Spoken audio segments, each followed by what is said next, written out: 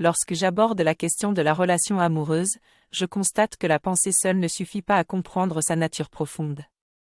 Il est nécessaire de vivre cette relation pour la comprendre. Par ailleurs, je prends conscience que malgré mon niveau de développement personnel, je peux avoir des difficultés à préserver mon intégrité lorsqu'une relation amoureuse s'offre à moi. En effet, la relation amoureuse est un domaine de conscience extrêmement exigeant et révélateur des endroits où je ne suis pas encore totalement en phase avec moi-même.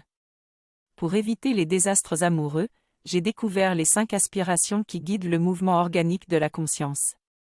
La première aspiration est de goûter mon existence sans chercher de besoin à l'extérieur. La deuxième aspiration est de créer quelque chose pour exprimer ce que je suis.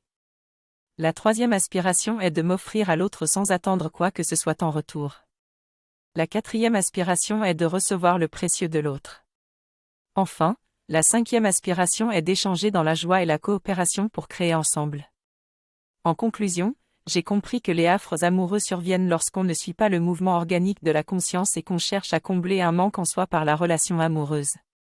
Ainsi, pour vivre une relation amoureuse saine et épanouissante, il est essentiel de se connecter à son courant d'amour intérieur et de suivre les 5 aspirations qui guident le mouvement organique de la conscience.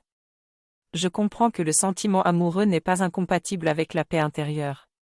Il est important de ne pas confondre son amour propre avec l'attraction atomique vers une personne en particulier qui peut provoquer un élan du cœur.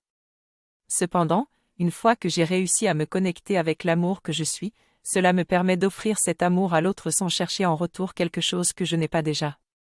Cela peut conduire à une merveilleuse aventure humaine partagée dans une relation amoureuse, mais seulement si j'ai d'abord goûté l'amour que je suis en moi-même.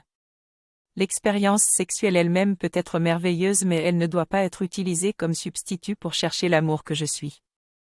Tout cela peut être rendu possible par la conscience de notre unité et la clarté de notre vie intérieure.